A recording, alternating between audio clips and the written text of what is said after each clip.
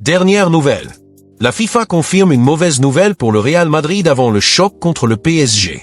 Avant de continuer, abonnez-vous à la chaîne et activez la clochette pour recevoir toujours des nouvelles vidéos. Le Real Madrid, qualifié pour les demi-finales de la Coupe du Monde des clubs, exprime déjà des inquiétudes concernant l'impact d'un calendrier chargé sur les performances de ses joueurs.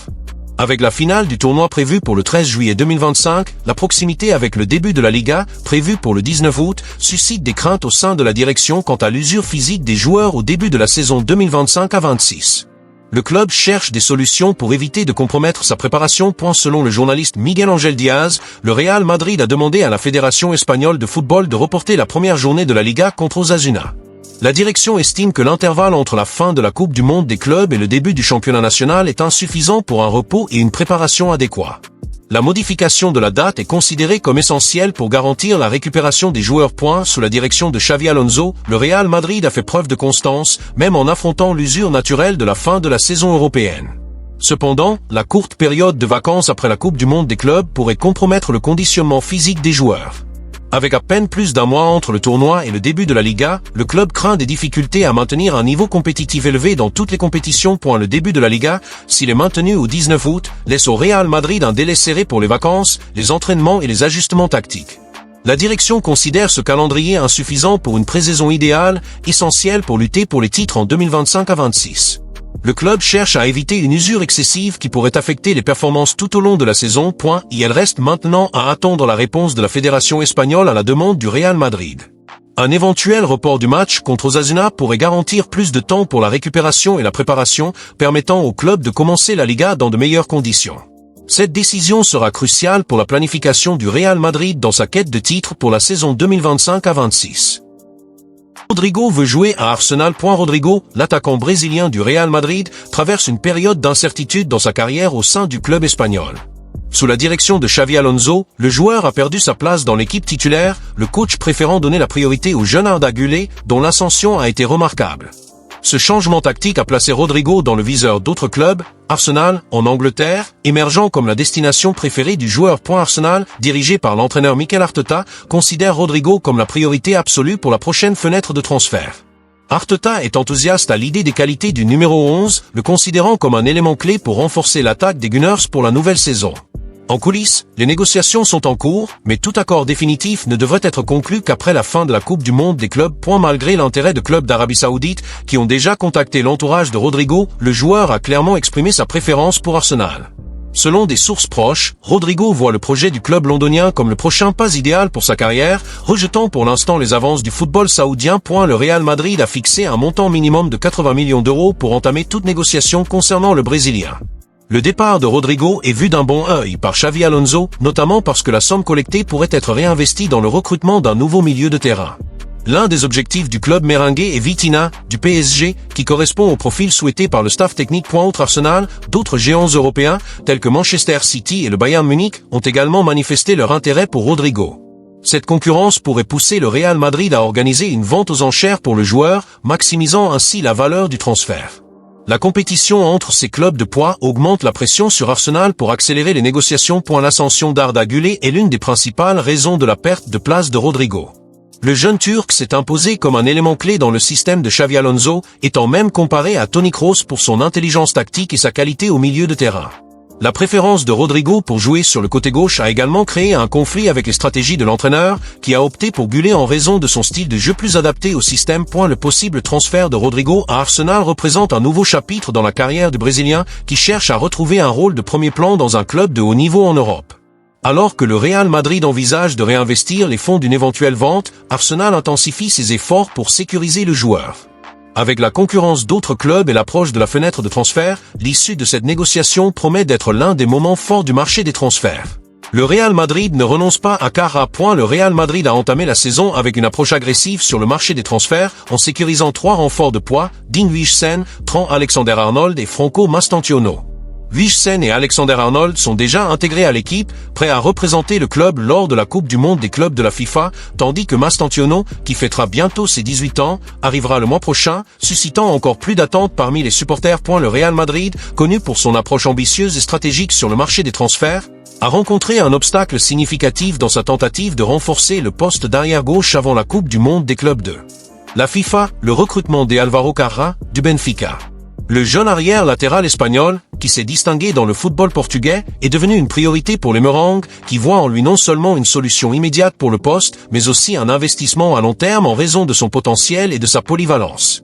Cependant, les négociations avec le Benfica se sont révélées être un défi redoutable, marqué par des exigences financières élevées et une position rigide de la part du club portugais, aboutissant à l'échec du transfert avant le tournoi aux États-Unis. Selon le journaliste Ruben Martin, spécialisé dans les coulisses du marché des transferts, le Real Madrid n'a pas seulement manifesté un intérêt initial pour Carrá, mais maintient également un engagement ferme pour le faire venir au Santiago Bernabéu.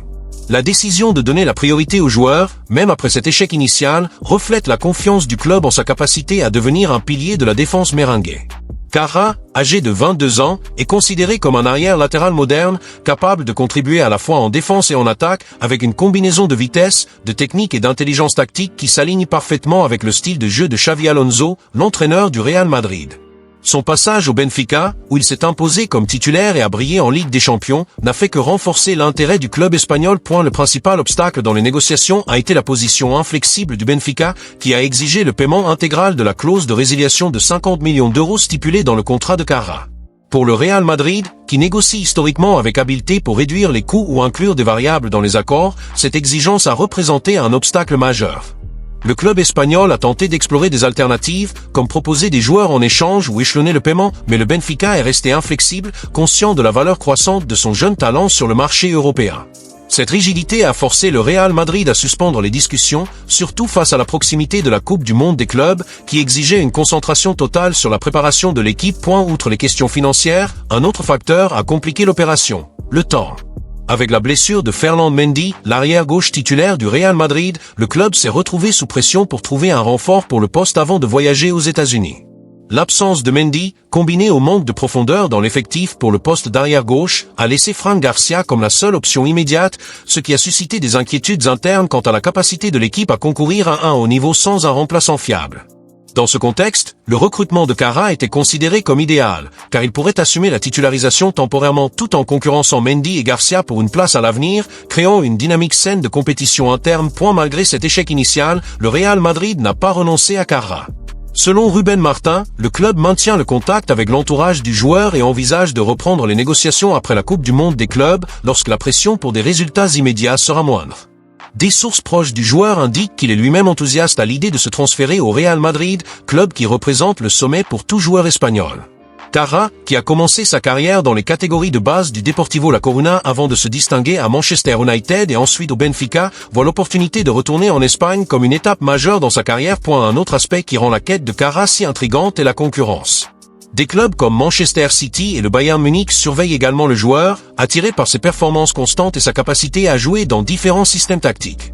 Cette pression externe pourrait obliger le Real Madrid à agir rapidement dans les prochaines semaines, surtout si le Benfica maintient sa position d'exiger la totalité de la clause.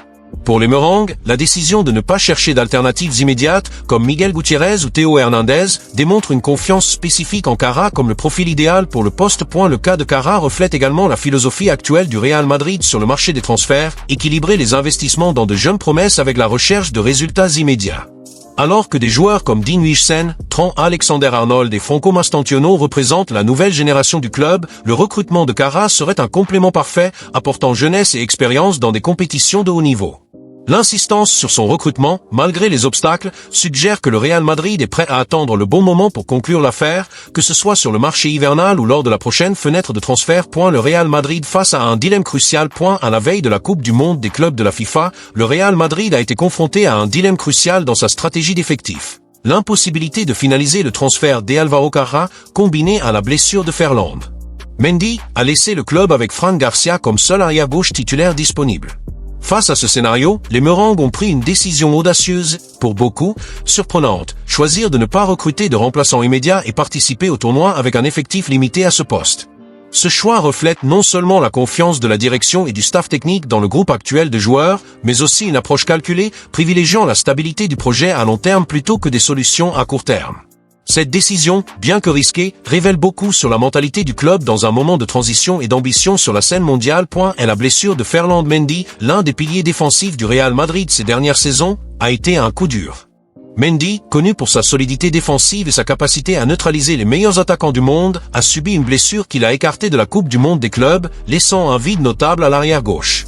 Fran Garcia, bien que talentueux et avec de l'expérience au club, n'a pas le même niveau de consolidation dans les grandes compétitions, ce qui a soulevé des questions sur sa capacité à supporter la pression d'un tournoi aussi exigeant. L'absence de Mendy, combinée à l'échec des négociations pour Álvaro Carrá, a placé le Real Madrid dans une position délicate avec le besoin d'équilibrer la compétitivité immédiate avec la vision stratégique pour le reste de la saison. Le club avait des options viables pour renforcer le poste avant le tournoi.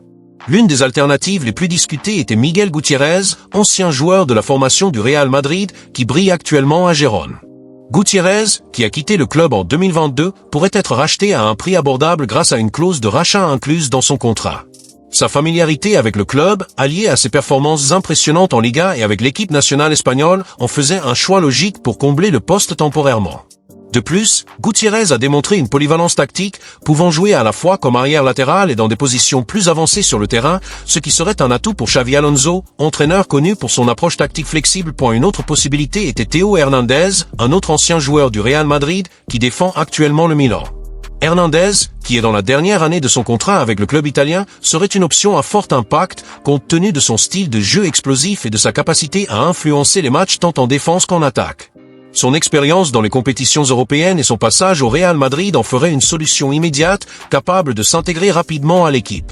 Cependant, la complexité des négociations avec le Milan, surtout dans un court délai, et le coût potentiellement élevé de son transfert ont pu dissuader le club d'avancer dans cette direction. Il y a également eu des rumeurs d'intérêt pour Alejandro Grimaldo, l'arrière latéral du Bayer Leverkusen, qui a travaillé avec Xavi Alonso lors de la campagne victorieuse du club allemand en Bundesliga.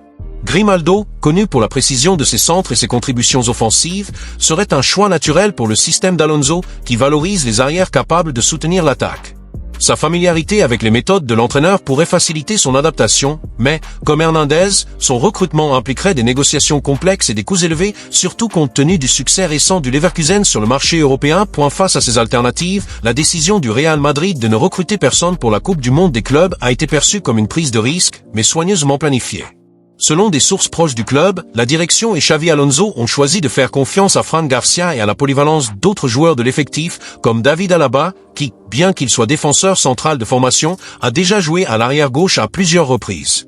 Ce choix reflète la conviction que l'effectif actuel, même avec des limitations, est capable de concourir à un haut niveau dans le tournoi, surtout avec l'arrivée de renforts comme Dean Huijsen et Trent Alexander-Arnold, qui renforcent d'autres zones du terrain. La décision de ne pas chercher un renfort de dernière minute peut être interprétée comme un signe de confiance dans le projet à long terme du Real Madrid. L'insistance sur Álvaro Carrá comme principale option pour l'arrière-gauche suggère que le club est prêt à attendre le joueur idéal plutôt que d'investir dans des solutions temporaires qui pourraient compromettre le budget ou l'harmonie de l'équipe. Cette approche est cohérente avec la philosophie récente du club, qui a privilégié des recrutements stratégiques comme ceux de jeunes talents tels que Huijsen et le futur renfort Franco Mastantuono, plutôt que des dépenses impulsives sur le marché. Ce choix soulève également des questions sur la gestion des risques du Real Madrid lors de la Coupe du Monde des clubs. Le tournoi, qui réunit les meilleurs clubs du monde, est une vitrine mondiale et une opportunité pour le club de réaffirmer sa suprématie. Une campagne réussie pourrait renforcer la confiance de l'équipe pour le reste de la saison, tandis qu'une performance en deçà des attentes pourrait susciter des critiques sur la décision de ne pas renforcer l'arrière-gauche. Fran Garcia, désormais sous les projecteurs, aura l'opportunité de prouver sa valeur sur une scène de haut niveau, mais la pression sur le jeune joueur sera immense, surtout face à des adversaires qui exploitent les ailes avec intensité.